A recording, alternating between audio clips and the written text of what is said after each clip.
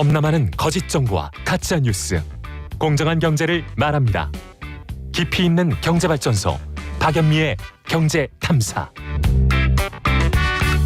네, 합리적인 이기심이 모일 때 시장이 가장 건전하게 유지가 된다. 이건 우리가 사실 역사 속에서 거듭되게 확인을 해온 부분인데, 달빛 두 스푼님 의견, 네, 저도 공감합니다.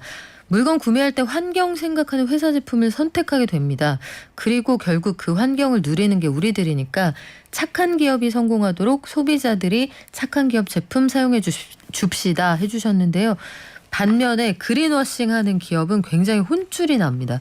이게 친환경 용기예요 라고 했는데 열어보니 종이 안에 플라스틱으로 한 번 더 감쌌더라, 이런 회사들 좀 들킨 적이 있었거든요.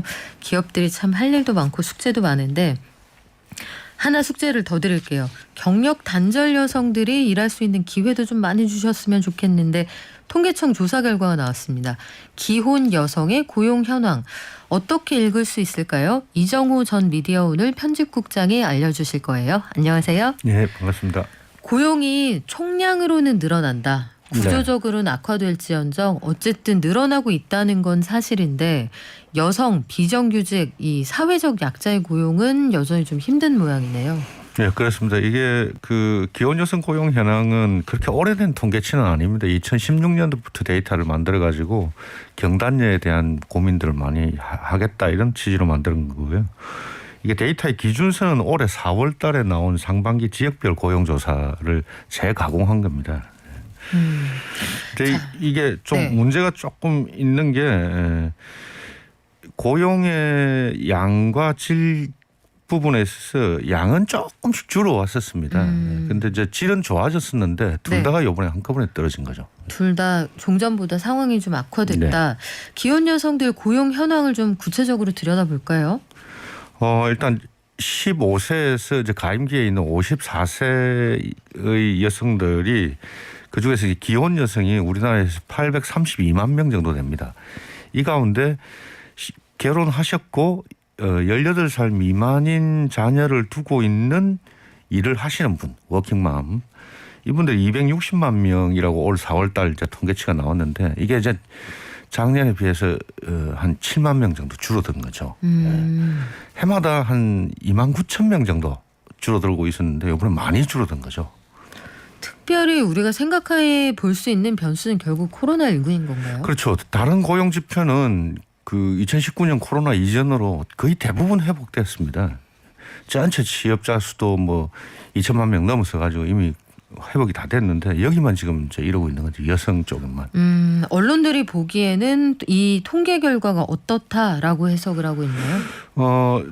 이게 뭐 크게 관심을 끌지 않아 가지고 뭐 종부세 논란 때문에 대부분 다 묻혀가지고 묻혔군요. 보도를 많이 안 했는데, 네. 몇몇 신문을 했습니다. 몇몇 신문을 했는데 그냥 통계를 표피적으로 읽어가지고 경단녀의 10명 중에서 4명은 육아 때문이다, 이런 제목이 대부분 달렸습니다. 근데 이제 사실 상식적으로 놓고 보면은 경력 단절 여성들은 결혼, 임신, 출산, 육아, 이 문제로 그 경력 단절이 되는 경우가 90%거든요. 그래서 이건 사실은 하나만한 제목인데 경향신문만 조금 통계를 꼼꼼하게 뒤집어 가지고 봤죠. 이게 이제 고용의 양이 이제 해마다 한 3만 명씩 줄어들다가 6만 명 넘게 7만 명 가까이 확 줄어든 것도 이제 의미가 있고, 기혼 여성들 중에서 워킹맘 중에서 정규직 숫자가 처음으로 감소했습니다. 정규직 숫자는 계속 늘어왔었거든요. 2016년 통계 처음 시작한 이후부터 조금씩이나마 늘어왔는데 감소했죠. 그래서 질과 양이 다 나빠졌다. 그러면 기존에 좀 단단한 일자리를 가지고 있었던 워킹맘들도 일자리를 잃었거나 혹은 고용의 형태가 더 악화됐다, 이렇게 볼 수가 있는 거예요. 또 다른 통계는 이제 경단녀의 전체 숫자는 약간 줄었습니다. 그 말은 경력 단절된 여성들이 고용시장에 적극적으로 뛰어들고 있다는 증거죠. 하지만 고용 상황에도 불구하고 새로운 일자리를 원하는 사람은 많아지고 있다. 그렇죠. 그러니까 결국은 시장에서 수급이 안 만든다는 안 얘기네요. 만들어지는 거죠.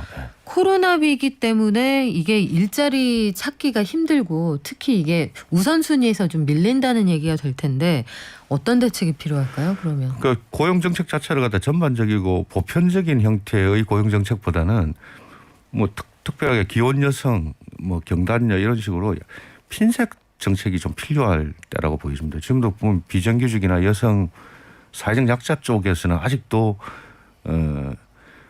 그 원목처럼 아직 냉기가 많이 안 사라졌거든요.